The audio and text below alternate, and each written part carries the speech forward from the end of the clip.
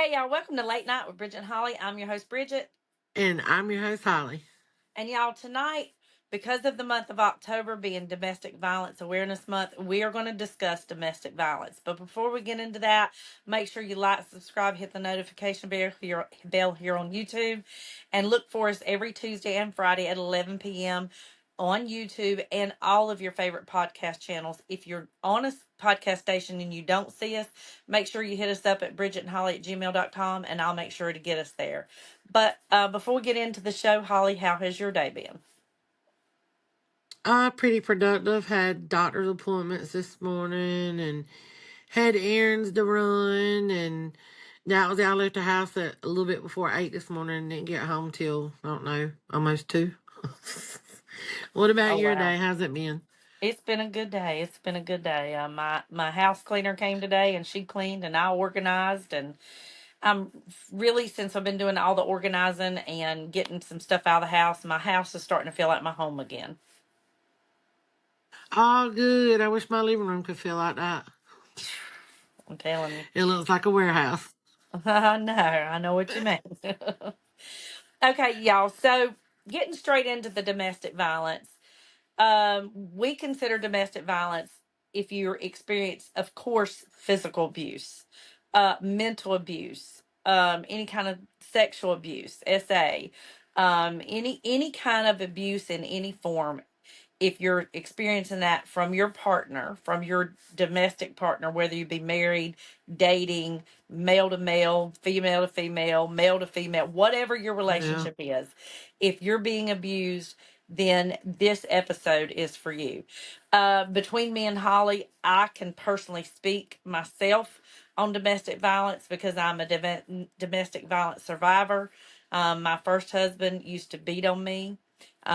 He was physically, emotionally, and mentally abusive. So I have been through it. I've got experience with it.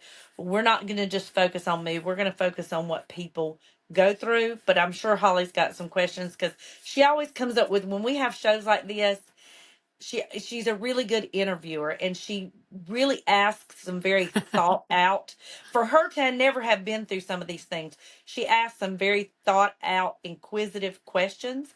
But I like that because it helps kind of get into the mind of somebody who's been in that situation, and it really makes you think and open up. Yeah. But y'all, make sure if you Oh, thanks, Bessie. you're welcome. But make sure if you are a victim of domestic violence, you reach out to someone. There's domestic violence hotlines. You've got all kinds of support groups. Tell a friend, tell a family member. Even though you don't want to and you're a little scared, reach out to someone. I know you're only going to do that when you're ready because nobody could have told me to do it before I was ready. But make sure you do get help.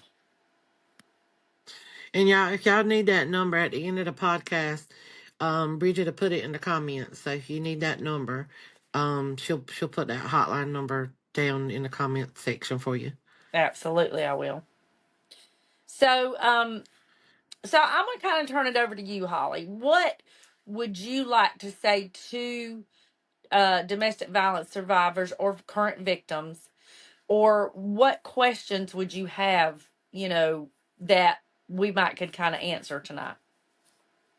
Um, well, first off, I want to say that even though I've not, experienced that, I know, family and friends that have, and I know it's scary because you want to leave, but you're scared to leave. You've got that fear of, oh my God, what if they find me and, they try and kill me. And in a lot of cases, that is how it does go because the partner is just so vicious, and it, it just, there's so many things out there that you can do, and you can call people and set things up, get up with a family member and pick the right time, to set, like maybe they've gone out to the store or they're at work, and you can pack your stuff and you can leave. There's all kind of, housing out there, shelters that take in women that, will protect them and things like that. Um, I know, like Bridget said, when nobody can tell you that you need to get up and go, and you're going to go. You're going to go when you're ready. Mm-hmm. But I guess what I wonder is like when it does happen, what goes through y'all's head to where you're like, okay, I can't just get up and go. Like, is it fear that they're gonna come get you? Is it fear that there's no money, you don't have a savings? Like, do you try and have a plan before you decide you're gonna leave? Yeah, I think what made me, and y'all, I lived through it for 10 years. He beat on me when he was just my boyfriend. He continued to beat on me after he was my husband.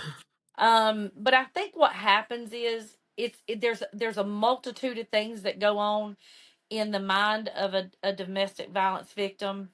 First of all, that person is not always that person. You know what I'm saying? Like, when you get abused, it's a very small aspect of the relationship in most cases. Okay, so there's good and bad. So you tend to get in this mindset to where you think, well, maybe this was just another. I set him off. I said something wrong. I did something wrong. I pushed that argument. You see what I'm saying?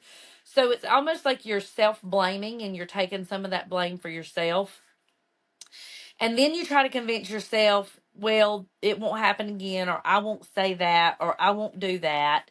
So you try to convince yourself that somehow you can keep it from happening again. Then when you get to a point to where you start being scared for your life or things like that, then you start thinking, well, if I leave my house, I'm going to have to go to a shelter or a family member. And if I tell a family member, and then it's almost like you're scared if you tell a family member, you're locked into leaving for good. Like you can't change your mind because now your family's involved. You see what I'm saying? And so then it Yeah, makes no, you go, well, no. yeah, like, well, I don't know if I want to do that yet. Then you think to yourself, well, if I don't and I go to a shelter, then I'm out of my home. Like, think right now how you would feel having to pack up a quick bag and go stay in a home with a bunch of other women you don't know.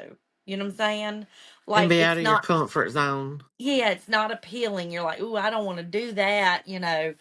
But at the same time, I really think all in all, it's just excuse after an excuse because you're not ready to end it. You're not ready to walk away. It's all these excuses of it'll end, Yeah. and I can't go stay with people I don't know, and I don't want to tell my family, and you know, but do you ever And then think, there's did the I ever think embarrassment part of it. it is, it is. And do you think to yourself, like you said, well, what if I do leave and they hunt me down? Because sometimes you have to, well, they hunt me down and kill me. You do think like that too. Like I think all of those thoughts are racing in your head to where it becomes almost paralyzing to where you're like, I'm just not going to do nothing. I'm just going to leave it like it is. And Yeah. you know, he usually don't hit me. In some cases, he don't hit me, but once every couple weeks or once a month. So let me just, I got through this one. I'll just keep pretending. So it's Keep almost like you talk pretending. yourself out of it. Really, you do. Yeah. And y'all, we did an episode on this last year, and I think it was about like an hour long. That's on season one. You should really go back and watch it because Bridget goes into really good details from beginning to end of her domestic violence relationship with her ex-husband. Like, so if you want to really know like the things that she went through and stuff like that, go to season one. It'll be in Mhm. the month of October, and watch that episode because I think it can help you a lot, like hearing her story and things like that. And she's told, little things here and there, but that's a really very, very good detailed episode to go back and listen to because you'll see what she's overcome and who she is today. As you can see, she's, beautiful, smart, Oh. very loving, very caring. She's a very strong woman. She doesn't let it get her down. And I know not everybody can be like that. I know things happen and it puts people into a depression and it ruins your life, but you, she's perfect living that wasn't her crutch. She could have Mhm. easily crawled up in the bed, turned to drugs, alcohol, whatever, but she didn't. She made herself get up, fight through it, and she has a beautiful, amazing life. So y'all Mm-hmm. go back and watch that episode. Yeah, It'll definitely. make you cry, but it's worth it. It's worth Hmm. it. Well, I think too, and it's not that I mind telling it. It's just like you said, we try to we do these special episodes where we'll do longer podcasts, but we try to keep our podcast, short and sweet. 30 minutes because people's attention spans isn't that good. But it's not that I mind Yeah, telling it, but it's like one of them things. If you just she said, if you can just go back in the episode and listen, it's much more detailed in the episode. A lot of people are yeah, shocked because I am a strong woman, both mentally and physically. People are shocked because they're like, I can't see you letting somebody hit on you. You know what I'm saying? I can't see you being a yeah. broken Looking at back. you now, no, I would have never thought it. Would have never thought it until you told me. Yeah, Because but I will tell you, you're I not think, that person. You don't look like that person. well, and I believe me, I tried to stand up for myself more than once.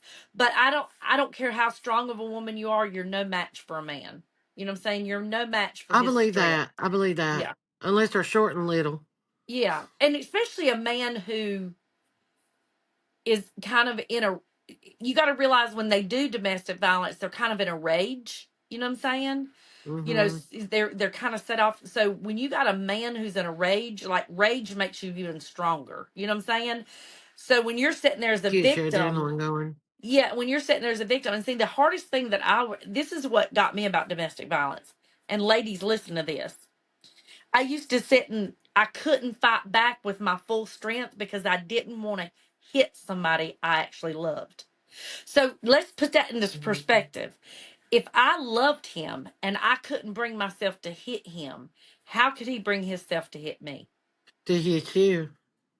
How could he Exactly. possibly bring himself to hit me if he loved me like he was supposed to? Because I can't bring Mm-hmm. myself to hit somebody. Like, I don't, if I'm arguing with a family member and they would draw back to throw a punch at me, I would be like, I couldn't punch them back. It's a family member. You know what I'm saying? That's somebody I love. But let it be a stranger and you walk up and run your mouth to me and draw your hand back to hit me. Oh, you wouldn't even get to throw that first swing. I'd knock you damn ass out. But Exactly. ladies, Exactly. ask yourself, if you got a man who's willing to throw punches at you, smack you, hit you, push you, hurt you in any way physically, when he is supposed to be your protector, then that says a lot Right. about his true feelings for you. You don't want to It hear really that, but it's does. true. It is. Like, you'll hear someone be like, oh, I know he loves me, and he's just going through a hard time, and he doesn't mean to do it and stuff. And I just, I don't believe that. I believe that if you truly love somebody, you will not harm them, put them in harm's way, or unalive them. We Right. see on so many Datelines and 48-hour mysteries and 2020s how, bitch, you could have just ended it, but no, you had to go kill him. Like, be man enough or woman enough to end your relationship instead of killing that person. Like, that's a coward move. I think that's very, what's the word I'm looking for? Very selfish, first of all, because what you're killing them. Why? You're gonna get caught. You're gonna go to jail. Mm-hmm. Your little plan of having this whole other life and letting, killing your husband or wife or girlfriend or boyfriend. I mean, you think you're gonna get away with it and live happily ever after? No. And I don't understand why men and women do that when you can just end it and walk away because you don't love that person anymore. So why are you gonna put them in harm's way?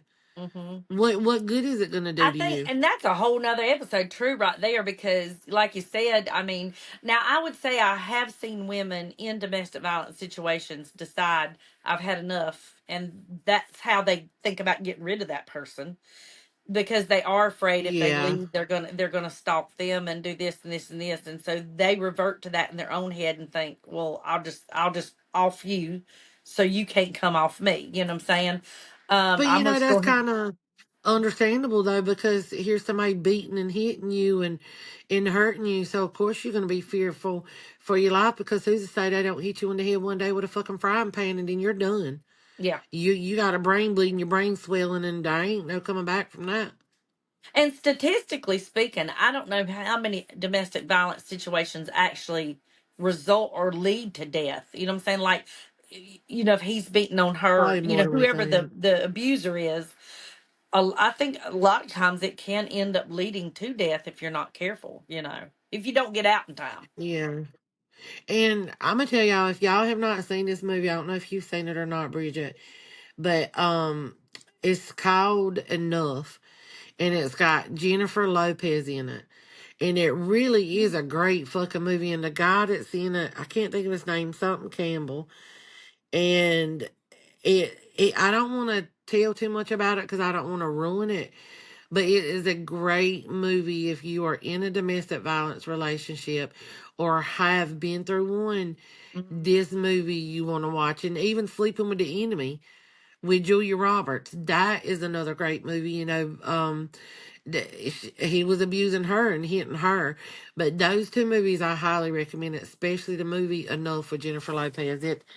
It's a great movie. It'll make you tear up, it'll make you cry. Mhm. But that's a woman who knew how to take care of herself. I say that. Mhm. Yeah, I think I saw that one. Is it where she kind of Did you? I think I did. I think I did. I think I saw that. Now that you said that, when you said what you did there, I think I. But that's an older movie, is it not? It's kind of older.